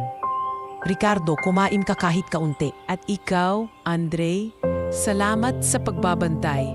Kung hindi dahil sa iyo, baka mas lalong humina ang asawa ko. Wala po yon, Tita Elena. Mahina ngunit matatag na sagot ni Andre. Hanggat kaya ko, hindi ko po hahayaan na mapahamak si Don Ricardo. Ngunit hindi lahat ay natuwa. Sa pasilyo, lihim na pinagmamasdan ni Marco ang eksenang iyon. Nagsalubong ang kilay niya habang nakikinig. Nakakainis, pati pagbabantay, siya na ang gumagawa. Unti-unti na siyang nagiging paborito, bulong niya sa sarili. Samantala, dumating si Bianca may dalang folder ng mga dokumento. Marco, hindi pa tapos ang laban. Kahit anong gawin ng batang yan, tayo pa rin ang may karapatan sa lahat. Pero paano kung tuluyang makuha ni Dad ang loob niya? Paano kung isama siya sa mana? Sagot ni Marco, puno ng galit. Ako na ang bahala. May mga paraan para mapalayo siya. Matalim na sagot ni Bianca. Hindi alam ng dalawa, si Andre ay nakarinig ng ilan sa kanilang usapan. Nagtungo siya kay Don Ricardo ng gabing iyon. Don Ricardo, baka po may plano ang mga anak ninyo. Narinig ko po sila kanina. Hindi po maganda ang binabalak nila. Napabuntong hininga ang matanda, bakas ang lungkot sa kanyang mukha. Hindi ko na ikinagugulat, hiho. Ngunit masakit pa rin. Sila ang dugo ko. Sila ang inasahan kong magpapatuloy ng lahat ng pinaghirapan ko. Pero ngayon, ikaw ang nakikita kong may malasakit. Don Ricardo, mariing sabi ni Andre, kahit hindi po ako anak ninyo, ituturing ko na rin kayong tunay na pamilya. Ipaglalaban ko po kayo. Lumambot ang ekspresyon ng matanda at pinisil ang kamay ni Andre. Kung ganoon, ikaw na ang magiging sandigan ko. Huwag mo akong iiwan. Sa mga sumunod na araw, lalo pang pinatunayan ni Andre ang kanyang determinasyon. Siya ang nagbabantay tuwing may dumarating na mga bisita. Pinakikinggan kung may kakaibang sinasabi o planong lihim. Siya rin ang tumutulong kay Doña Elena sa mga gawaing bahay na hindi naabot ng kanyang lakas. Ang kanyang pagiging alerto at malasakit ay napansin ng mga kasambahay. At unti-unti nilang minahal ang batang palaboy na ngayoy parang anak na rin ng mansyon. Isang hapon, dumating ang isang abogado na kaibigan ni Marco. Naos daw nitong kausapin si Don Ricardo tungkol sa mga papeles ng kumpanya. Ngunit dahil mahina pa ang matanda, si Andre ang nagbantay. Pasensya na po, pero hindi pa pwedeng makipag-usap si Don Ricardo ngayon. Magalang, ngunit mariing wika ng bata. Nainis ang abogado at sinubukang igiit ang sarili. Ngunit hindi umatras si Andre. Kung may mahalaga kayong sasabihin, dumaan po kayo kay Doña Elena. Hindi ko hahayaan na maistorbo si Don Ricardo. Nabigla ang abogado sa tapang ng bata. Napilitan siyang umalis at galit na bumalik kay Marco. Hindi ako makapaniwala. Isang palaboy lang ang humarang sa akin. Reklamo ng abogado. Hayop na bata yon, singhal ni Marco. Pero hindi pa siya magtatagal. Ako mismo ang gagawa ng paraan. Samantala, sa gabing iyon, habang nakahiga si Don Ricardo, kinausap niya si Andre. Narinig ko ang ginawa mo kanina. Pinorotektahan mo ako kahit wala kang lakas na tulad na matatanda. Ibang-iba ka sa mga anak ko, iho. Silang iniisip lang ang sarili nila. Ikaw, iniisip mo ako. Napaluha si Andre. Ginawa ko lang po ang tama. Ayokong mapahamak kayo. Dahil dyan, tugon ni Don Ricardo, mula ngayon ituturing na kitang apo. Wala man akong apo mula sa mga anak ko na maaasahan. Ikaw ang nakikita kong magpapatuloy ng kabutihan. Lalong nadama ni Andre ang bigat ng kanyang tungkulin. Alam niyang hindi siya basta palaboy na ngayon may papel siyang ginagampanan sa buhay ng isang pamilyang nasa bingit ng pagkawasak. Ngunit hindi ito magugustuhan ng lahat. Sa kabila ng kanyang pagpupursige, alam niyang mas itindi pa ang galit ng mga anak ni Don Ricardo. At sa mga susunod na araw, siya'y haharap sa mas mabibigat na pagsubok. Mga pagsubok na susukat sa kanyang tapang, sa kanyang pagmamahal, at sa kanyang paninindigan bilang bagong haligi ng pag-asa sa buhay ng isang milyonaryo. Pagkalipas ng ilang buwan, lumakas na muli si Don Ricardo. Sa tulong ng gamutan at ng walang sawang pag-aalaga ni na Doña Elena at Andre, bumalik ang sigla ng kanyang katawan. Bagaman gumagamit na ng tungkod sa paglalakad, ang kanyang tinig at presensya ay muling nagkaroon ng bigat at awtoridad. Sa unang pagkakataong matapos ang lahat ng kaguluhan, nagpatawag siya ng malaking pagtitipon sa mansyon. Isang anunsyo para sa kumpanya at sa buong lipunan na siya ay muling nakabalik. Sa harap ng mga board members at mga empleyado ng kumpanya, tumayo si Don Ricardo na may hawak na mikropono. Nakaupo sa unang hilera sina Doña Elena at Andre, habang sa likod naman ay nakamasid sina Marco, Bianca at Angelo. Mga kaibigan, panimula ni Don Ricardo, ako'y nagbabalik hindi lamang bilang pinuno ng kumpanya, kundi bilang taong muling binigyan ng pagkakataon. Ang nangyari sa akin ay isang paalala na kahit ang pinakamalakas, kahit ang pinakamayaman ay may hangganan. Ngunit binigyan ako ng Diyos ng panibagong buhay at utang ko ito sa isang batang itinuring ng lipunan na walang halaga. Napatingin siya kay Andre na bahagyang tumungo sa hiya. Si Andre, pagpapatuloy ni Don Ricardo, ang dahilan kung bakit ako naririto pa ngayon. Siya ang nagligtas sa akin at mula ngayon, siya'y aking kikilalanin. Hindi bilang estranghero, kundi bilang bahagi ng aming pamilya. Nagkaroon ng bulungan sa loob ng bulwagan. May mga pumalakpak, may mga nagulat, at may ilan ding hindi makapaniwala. Si Marco ay napakuyom ng kamao, si Bianca ay napailing, at si Angelo namay tila nag-isip ng malalim. Pagkatapos ng anunsyo, nilapitan ni Don Ricardo si Andre. Huwag kang matakot, iho. Marami mang magtutol, wala na silang magagawa. Ikaw ay anak na ng pamilya ko sa puso, kahit hindi sa dugo. Napaluha si Andre. Salamat po, Don Ricardo. Hindi ko po ito inasahan. Hindi ko rin inasahan na darating ka sa buhay ko, sagot ng matanda. Pero ikaw ang pinakamalaking biyayang natanggap ko. Samantala, sa mga susunod na araw, tuluyan nang naramdaman ang presensya ni Andre sa kumpanya at sa lipunan. Siya'y tinawag na Miracle Boy ng mga pahayagan. Maraming bata at mahihirap ang humanga sa kanya at nagkaroon siya ng inspirasyong magpatuloy sa kanyang pag-aaral. Isinama siya ni Doña Elena sa isang pribadong eskwelahan kung saan bagaman nahirapan siyang mag-adjust, nagsikap siyang patunayan ang kanyang sarili. Ngunit hindi naging madali ang lahat. Sa paaralan, madalas siyang tupsuhin ng ilang kaklase. Tignan niyo, milagro daw. Palaboy na naging anak ng milyonaryo. Kantyaw ng isa. Ngunit matatag si Andre. Hindi ko kailangan ng yaman para maging tao.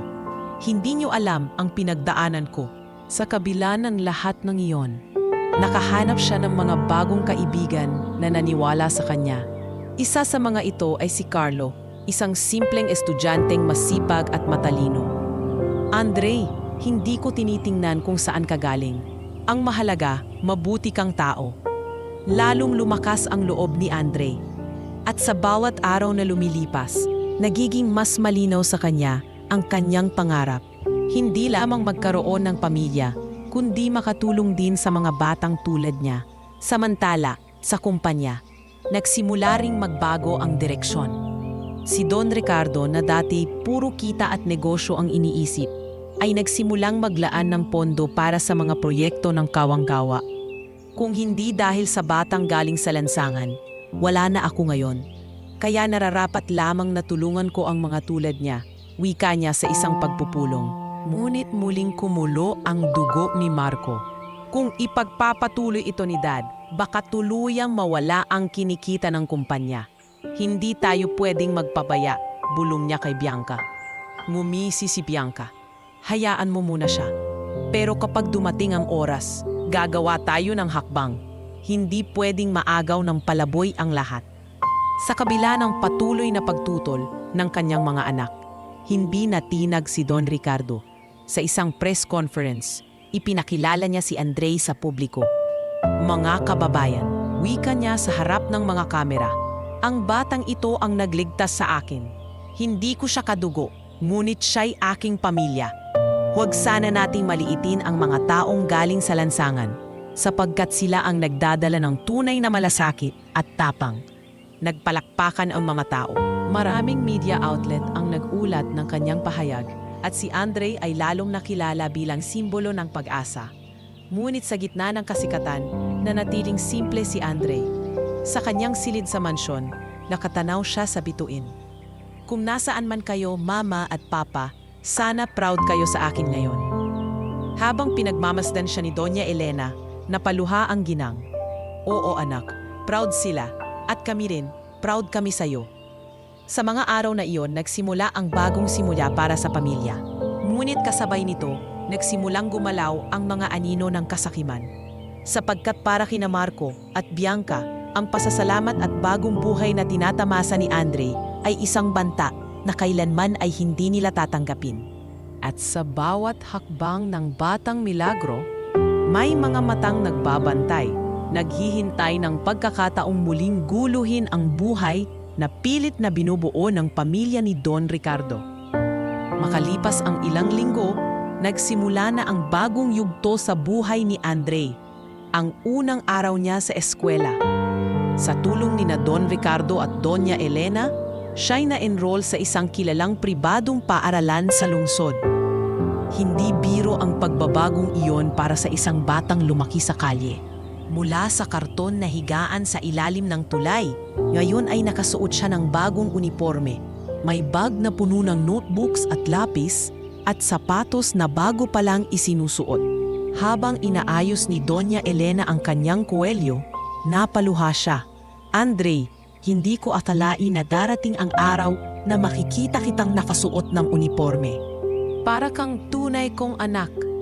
Ngumiti ang bata bagamat bakas ang kaba sa kanyang mukha. Salamat po, Tita Elena. Kinakabahan po ako. Paano kung hindi nila ako tanggapin? Hinawakan ni Don Ricardo ang balikat ng bata. Huwag kang matakot. Iho, hindi lahat ng tao mauunawaan agad ang pinagmulan mo. Pero tandaan mo, hindi ang nakaraan ang magtatakda ng kinabukasan mo. Lumaban ka, ipakita mo kung gaano ka kahalaga. At doon, isinakay nila si Andre sa kotse patungo sa kanyang bagong eskwela. Pagdating sa paaralan, agad niyang naramdaman ang kakaibang mundo. Malinis ang mga pasilyo, makukulay ang mga bulletin board, at ang mga estudyante pawang nakapustura.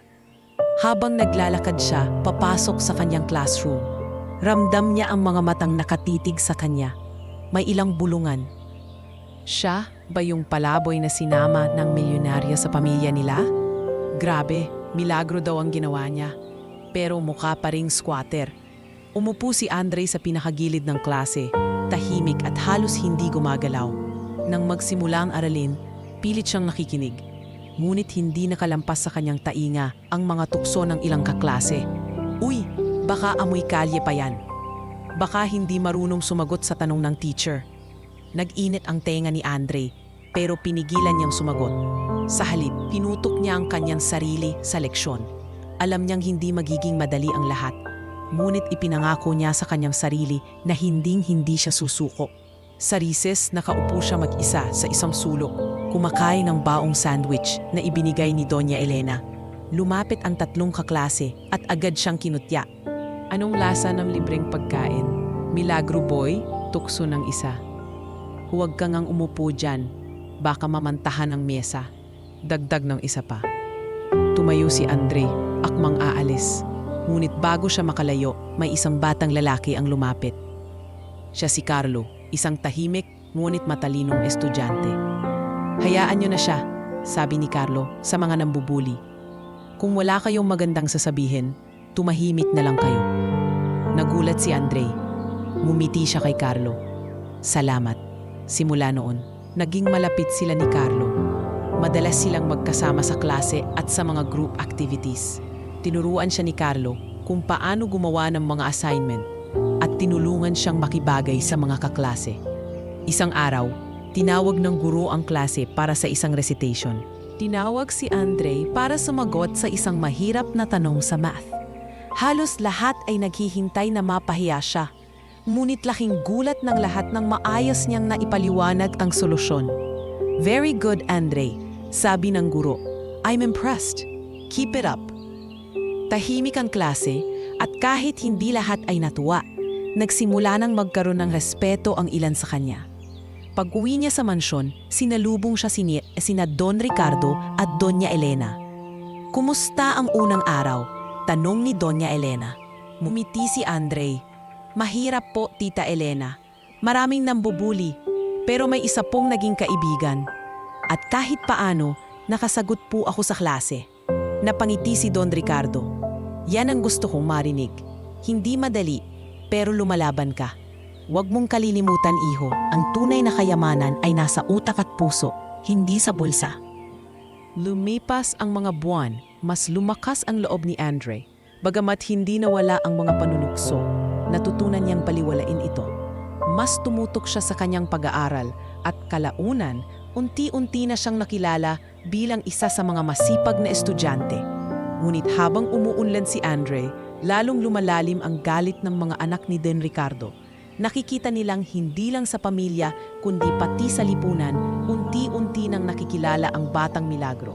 Hindi ko na kaya, wika ni Bianca isang gabi habang kausap si Marco. Lahat ng tao, siya na ang pinag-uusapan, hindi na tayo.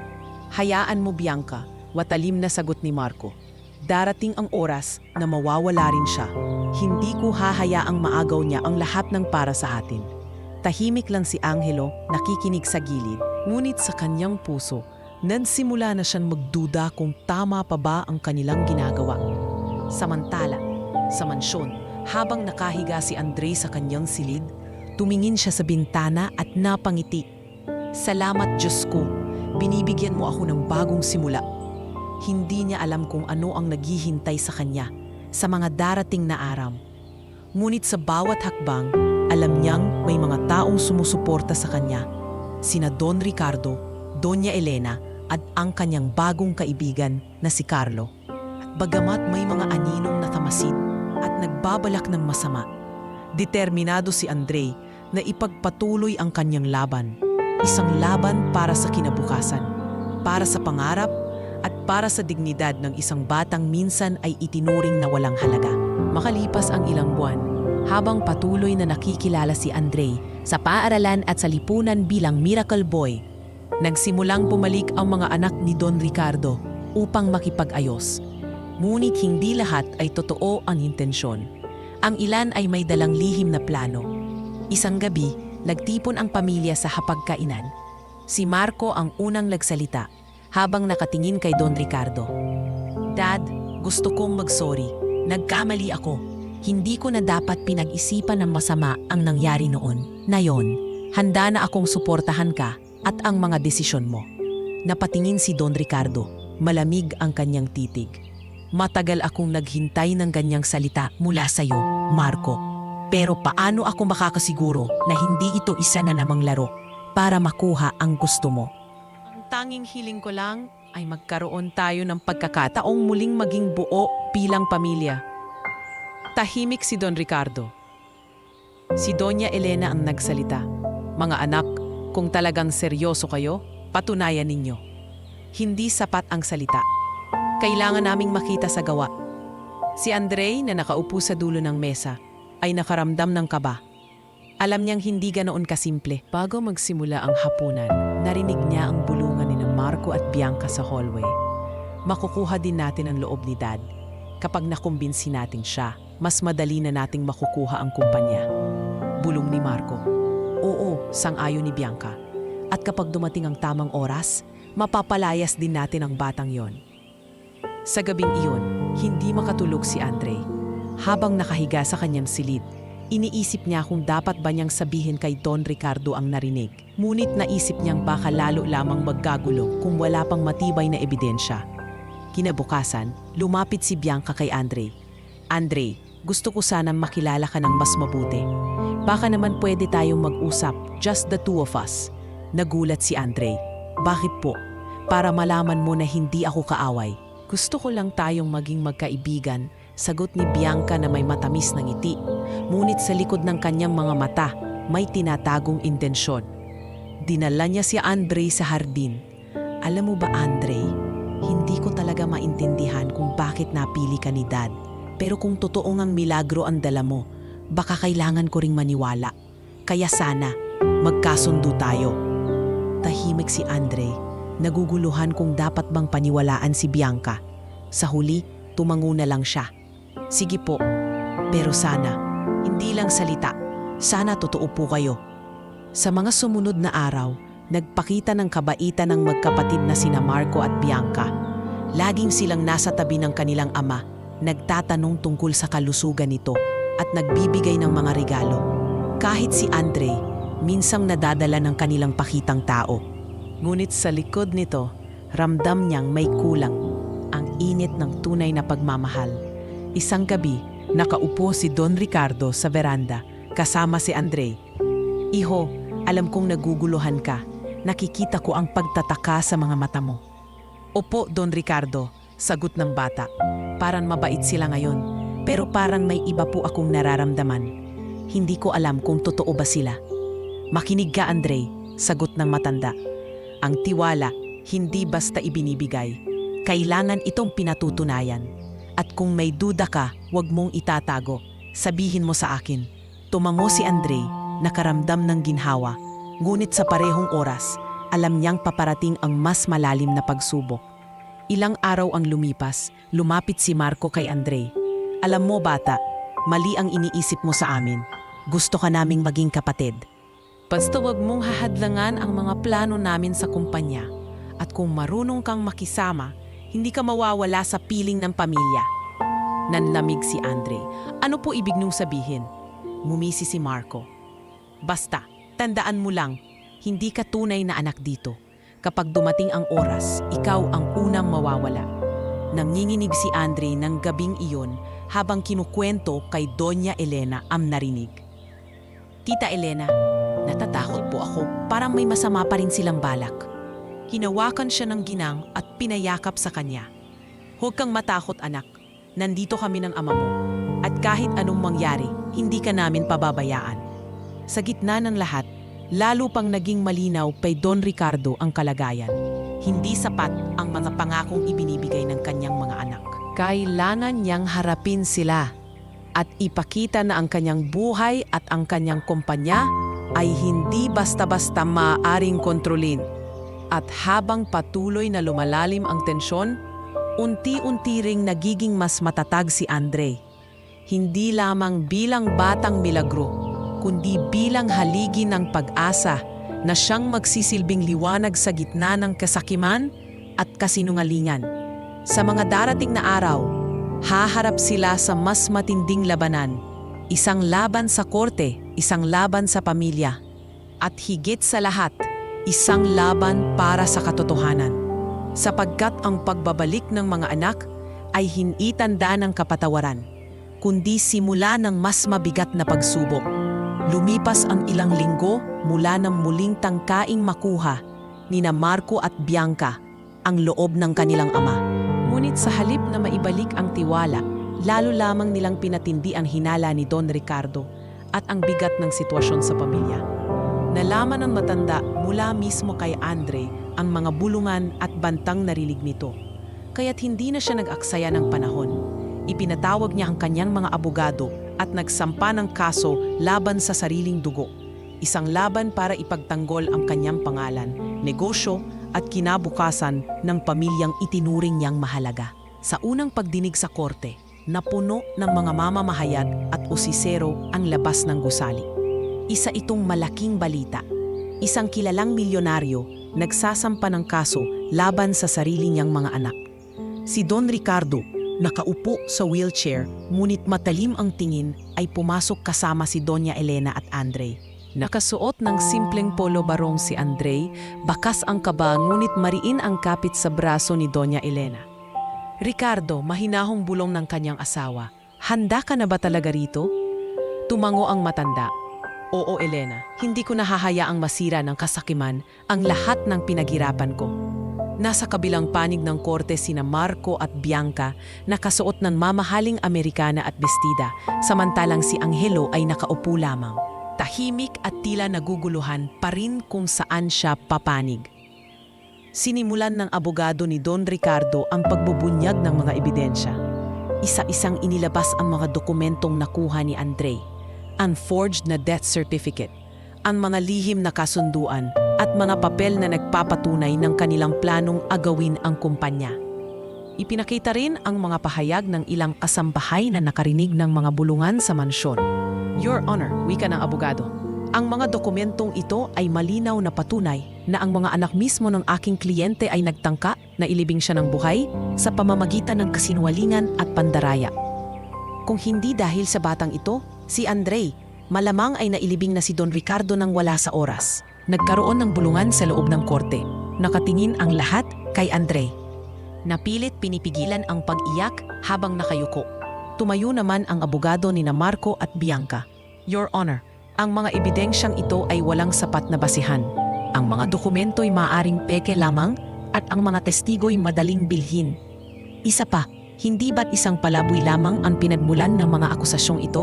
Maaari ba nating paniwalaan ang isang batang galing sa lansangan laban sa sariling dugo ng aking mga kliyente? Napasigaw si Marco. Oo, wala siyang karapatan. Isa lang siyang batang nakikisawsaw sa pamilya namin. Ngunit agad siyang pinatigil ng hukom. Mr. Marco, hindi ito lansangan. Respeto sa korte. Nilingon ng hukom si Andre. Ikaw ba ang batang tinutukoy? Maari ka bang lumapit at magbigay ng iyong salaysay? Nanginginig ang tuhod ni Andre habang lumapit sa witness stand.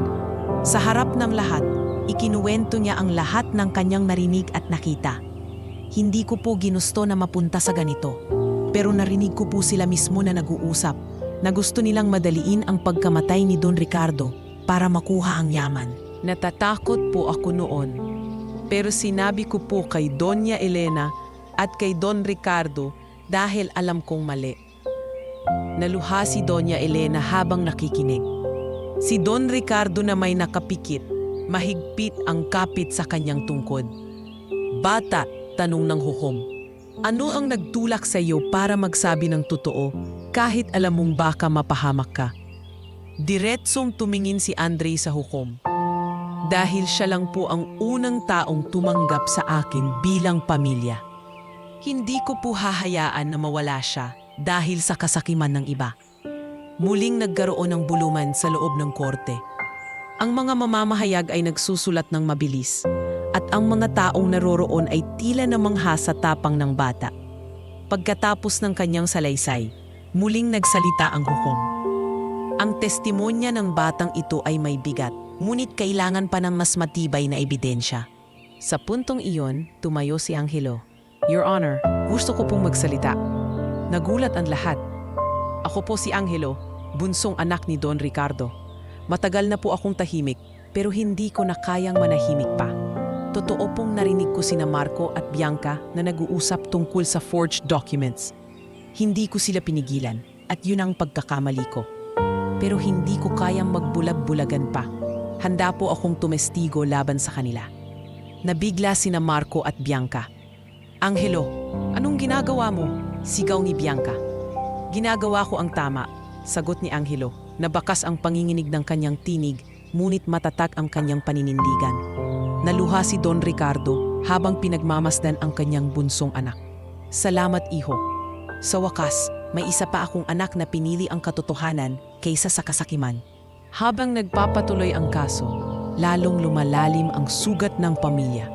Si Doña Elena ay halos hindi na makapagsalita sa sobrang bigat ng sitwasyon. Sa kanyang puso, nagdurugo siya sa nakikitang pagkakawasak ng kanilang pamilya. Ngunit sa gitna ng lahat, nanatiling matatag si Andre. Siya ang naging haligi ng tapang at katapatan. Isang batang minsan ay itinuring na walang halaga. Ngunit ngayoy nagiging dahilan upang mabunyag ang lahat ng kasinungalingan. At habang papalapit ang hatol, lalong nagiging malinaw, ang laban na ito ay hindi na lamang tungkol sa kayamanan o sa negosyo. Isa itong laban para sa katotohanan, para sa pamilya, at para sa kinabukasan ng batang milagro na minsan ay sumigaw sa burol. Buhay pa po ang misteryo.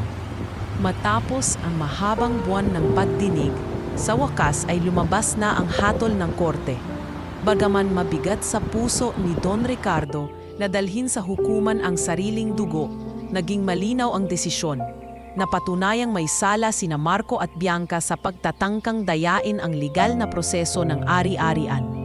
Hindi sila tuluyang nabilanggo, ngunit tinanggal ang kanilang karapatan sa agarang pamana at sila'y pinagtrabahuhan ng ilang taon upang mapatunayan ang sarili. Si Angelo na may pinatawad ng kanyang ama dahil sa katapangan niyang tumestigo sa huli, ngunit binigyan ng kondisyon na kailangang magbago at patunayan ang sarili. Pagkatapos ng lahat ng iyon, unti-unti nang bumangon ang pamilya. Sa isang malaking pagtitipon sa kumpanya, humarap si Don Ricardo sa lahat ng empleyado at kasosyo. Mga kasama, panimula niya, ang laban na ito ay hindi ko lamang pinagdaanan para sa sarili ko, kundi para ipakita na ang kasakiman ay walang puwang sa pamilyang pinaghirapan kong buuin. At higit sa lahat, natutunan kong hindi lahat ng dugo ay nagdadala ng tunay na pagmamahal. Minsan, ang isang batang galing sa lansangan ang siyang magbibigay ng bagong pag-asa. Sa puntong iyon, tinawag niya si Andre sa entablado. Sa harap ng lahat, inihayag niya ang kanyang desisyon. Simula ngayon, ituturing kong opisyal na bahagi ng aking pamilya si Andre. At bilang pasasalamat sa lahat ng batang katulad niya, magtatayo ako ng scholarship fund na magbibigay ng edukasyon at tahanan sa mga batang palaboy. Nagpalakpakan ang lahat ng tao sa bulwagan. Ang ilang empleyado ay napaluha pa sa emosyon. Si Andre, bagamat kinakabahan, ay tumayo sa tabi ni Don Ricardo. Salamat po, Don Ricardo, pero hindi lang po para sa akin ito, kundi para sa lahat ng bata na nawala ng pag-asa. Nagulat din si Doña Elena sa proyekto. Magbubukas tayo ng foundation na magbibigay ng pagkain, tirahan at edukasyon para sa mga batang lansangan. Dahil kung kaya nating iligtas si Andre, kaya rin nating iligtas ang marami pang tulad niya. Habang abala ang pamilya sa pagbabangon, nakasama sa plano ang pagbibigay ng bagong direksyon sa kumpanya. Ang dating puro negosyo at kita, ngayon ay mas nakatuon na sa mga proyektong may kinalaman sa lipunan. Murang pabahay, paaralan para sa mahihirap, at mga programa para sa kabataan. Hindi ito tinanggap agad ng lahat. May mga board members na tutol. Don Ricardo, wika na nisa, hindi ba't masyadong malaki ang ilalaan nating pondo para rito? Baka mawala ng kita ang kumpanya. Ngumiti si Don Ricardo at tumugon. Mas gugustuhin kong mawala ang bahagi ng kita kaysa mawala ang aking konsensya. Hindi na lang ito tungkol sa negosyo, kundi tungkol sa buhay ng mga taong umaasa sa atin. Sa bahay naman, naging mas malapit si Andre kay Angelo. Isang gabi, nag-usap sila sa veranda. Pasensya ka na, Andre, wika ni Angelo. Dati, hindi ko rin alam kung saan ako papanig. Pero sa huli, nakita ko kung gaano ka kabuti at kung paano ka nagmamalasakit kay Dad. Mumiti si Andre. Wala kang dapat ikahiya, Angelo. Mas mabuti nang huli kang nagbago kaysa hindi kailanman. At sana, magtulungan tayo para hindi na muling masira ang pamilya ninyo. Sa kabilang banda, si Marco at Bianca ay nanatiling malamig ang pakikitungo. Kahit tinanggalan sila ng agaran karapatan sa pamana, binigyan sila ng pagkakataon ni Don Ricardo na magtrabaho sa isang hiwalay na proyekto ng kumpanya. Kung gusto ninyong patunayan na nagbago na kayo, magsimula kayo sa wala. Doon ko makikita kung talagang may puso kayo sa trabaho at hindi lang sa pera. Mariin niyang bilin, bagamat may pagtutol. Walang nagawa ang magkapatid, kundi sumunod, ngunit bakas pa rin sa kanilang mga mata ang pait at galit. Isang babalang, hindi pa tuluyang tapos ang lahat. Samantala sa eskwela, lalong nagsikap si Andre. Sa tulong ng scholarship at ng foundation, mas lalo siyang nagkaroon ng inspirasyon na mag-aral. Dumating ang araw ng recognition, kung saan kinilala siya bilang isa sa mga pinakamahinggahan na estudyante sa klase. Nandoon sina Don Ricardo at Doña Elena, at sa harap ng lahat, binati siya ng guro. Andre, ikaw ay huwara ng tibay ng loob at kasipagan. Hindi hadlang ang kahirapan para umangat. Ikaw ay inspirasyon sa lahat ng kabataan. Naluha si Andre at niyakap sina Don Ricardo at Doña Elena. Salamat po sa lahat ng tiwala. Pag-uwi sa mansyon, nagkaroon ng munting salu-salo. Doña Elena, habang pinagmamasdan si Andre, ay nagsabi, "Iho, kung gaano ka kasipag at katapat, iyon ang magdadala sa iyo sa kinabukasan. Hindi kayamanan ang pinamana namin sa iyo, kundi ang aral na huwag sumuko at laging piliin ang tama." Tumango si Don Ricardo. At kapag dumating ang oras, ikaw ang magiging gabay ng lahat ng batang nangangarap. Huwag mong kalilimutan ang pinagmulan mo, pero huwag mo ring hayaan na iyon ang magtakda ng hangganan mo. Sa gabing iyon, natulog si Andre nang may ngiti sa kanyang mukha. Sa wakas, natutupad na ang pangarap niya. Hindi lang magkaroon ng tahanan, kundi maging bahagi ng isang pamilya. At higit pa doon, unti-unti na rin niyang nakikita ang landas patungo sa mas mataas na mithiin, ang maging ilaw para sa iba. Habang lumalalim ang gabi, nakatingin si Don Ricardo sa bintana ng kanyang silid. "Elena," mahina niyang sabi, "akala ko tapos na ang lahat nang mahiga ako sa kabaong.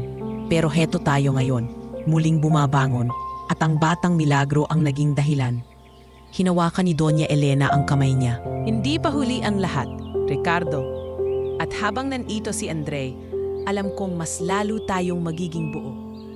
At sa kanilang pagtulig, dala nila ang panibagong pag-asa na kahit dumaan sa pinakamadilim na pagsubok, may liwanag pa ring naghihintay sa dulo. At ito'y nagmumula sa pusong handang magmahal at magsakripisyo.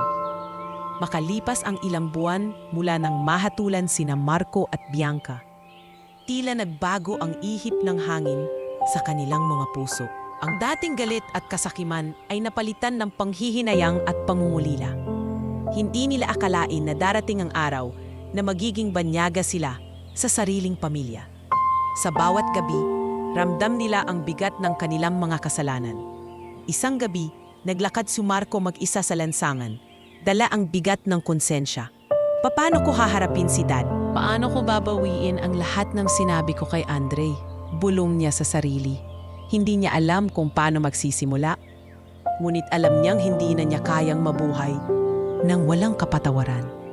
Si Bianca naman, habang nasa kanyang kwarto, ay paulit-ulit na nakatitig sa litrato ng kanilang pamilya noong bata pa sila. Bakit ko ba hinayaan na lamunin ako ng inggit? Bakit ko inuna ang kayamanan kaysa sa pagmamahal ng sarili kong magulang? Hindi niya mapigilang lumuha. Nagpasya silang dalawa na muling bumalik sa mansyon. Hindi para maghiganti, kundi upang humingi ng tawad. Isang umaga, nagulat si Doña Elena nang makita silang nakatayo sa pintuan.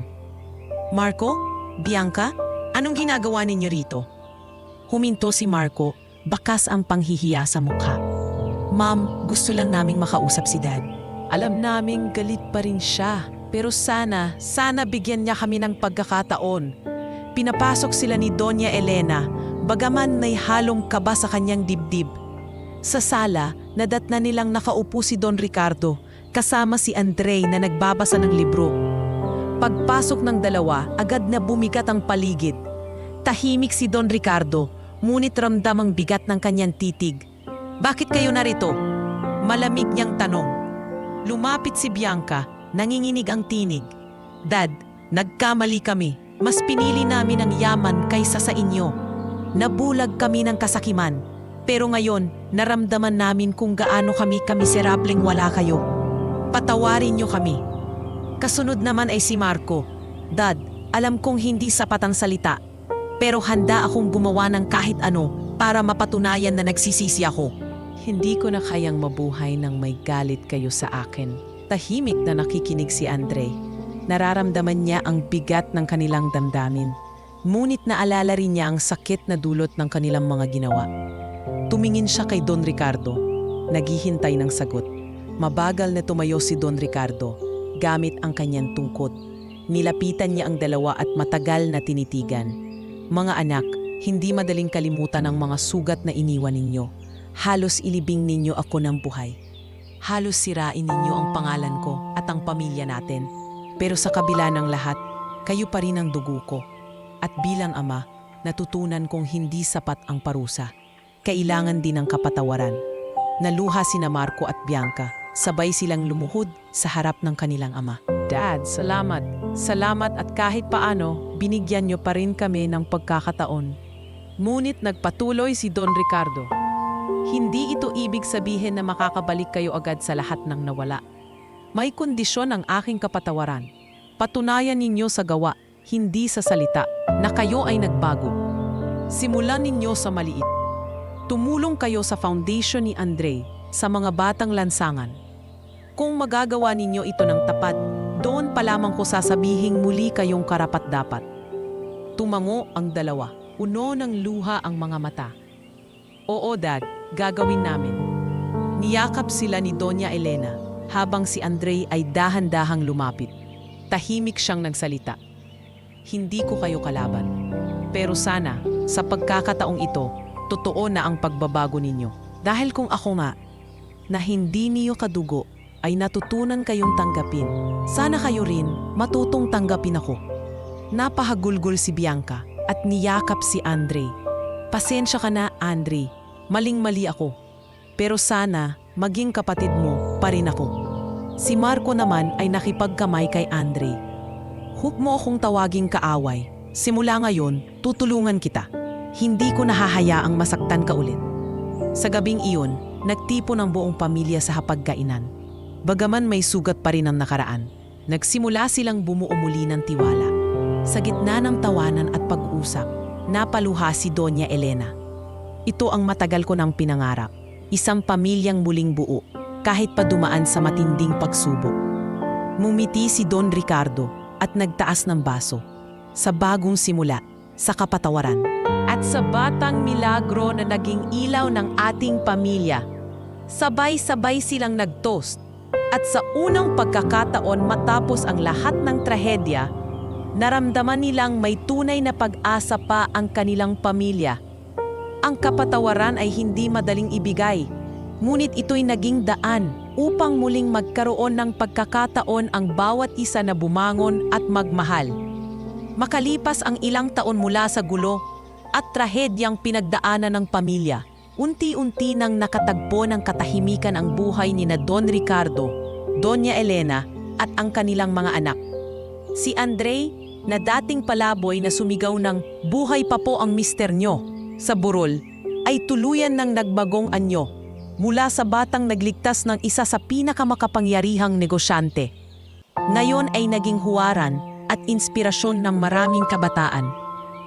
Sa mansyon, isang gabi ng taginit, nagtipon ang buong pamilya. Nasa hardin sila, may mahahabang mesa na puno ng pagkain at masayang nagkukwentuhan ang lahat. Si Don Ricardo, bagamat may edad na at palaging gumagamit ng tungkod, ay bakas ang kasiyahan sa kanyang mukha. Hindi ko inakalang darating ang araw na ganito tayo, aniya habang nakatingin kina Marco, Bianca at Angelo. Matagal akong nagduda kung magagawa pa nating maging buo muli. Pero ngayon nakikita ko na may saysay pala ang lahat ng pinagdaanan natin. Tumango si Marco na ngayon ay seryoso na sa pagtatrabaho sa foundation. Dad, salamat at binigyan ninyo kami ng pagkakataong magbago. Hindi ko nasasayanin iyon. Sa halip na habulin ang pera, natutunan kong mas mahalaga ang layunin at malasakit. Si Bianca naman, na ngayoy abala sa mga proyektong pangkababaihan ng foundation, ay nagsalita. Kung hindi dahil kay Andre, baka tuluyan na tayong nagkawatak-watak. Ngayon, ipinagmamalaki ko na siya ay tinuturing naming kapatid. Gumiti si Andre at tumugon ng may kababaang loob. Salamat, pero hindi lang po ako ang dahilan kung bakit nagbago kayo. Kayo rin po ang pinili ang tama. Natutunan ko na hindi kayamanan ang sukatan ng pagkatao. Ang mahalaga ay ang puso at ang kakayahang magpatawad. Si Angelo, na noon ay tahimik at laging nag-aalinlangan, ay isa na ngayong aktibong katuwang sa pamamalakad ng kumpanya. Lahat tayo may pagkukulang, wika niya, pero ipinakita sa atin ng Diyos na may ikalawang pagkakataon. Kaya sana, ituloy natin ang misyon na ito hindi lang para sa atin, kundi para sa mga taong umaasa sa atin. Sa harap ng lahat, humawak ng mikropono si Don Ricardo. Isang espesyal na pagtitipon iyon dahil ipinahayag niya ang kanyang huling desisyon tungkol sa pamana. Mga anak, alam ninyo na malapit na ang panahon na kailangan ko nang ipasa ang responsibilidad. Ngunit na yung malinaw na sakin ang lahat. Nais kong ipamana ang aking pinakamahalagang aral, hindi ang aking yaman. Ang yaman ay lilipas, ngunit ang kabutihan ay mananatili. Tumigil siya sandali at tumingin kay Andre. Ikaw, iho, hindi kita kadugo, ngunit ikaw ang nagpakita ng tunay na malasakit.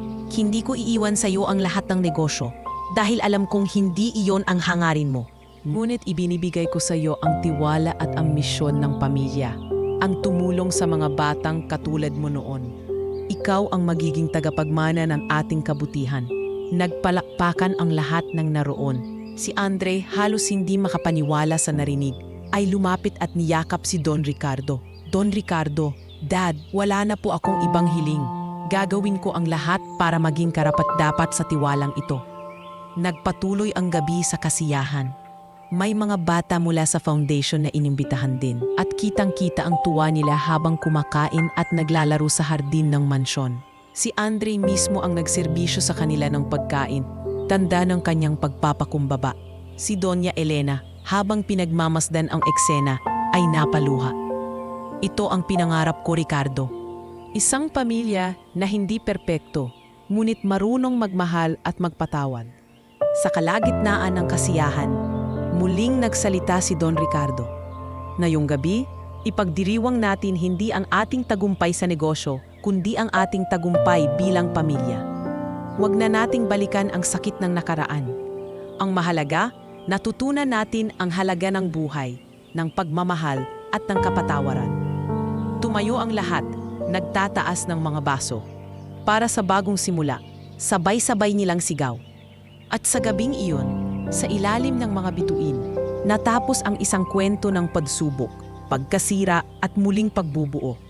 Si Andre, ang dating batang palaboy, ay naging simbolo ng pag-asa at pagbabago. Isang patunay na kahit sa gitna ng pinakamadilim na yugto, may liwanag na naghihintay.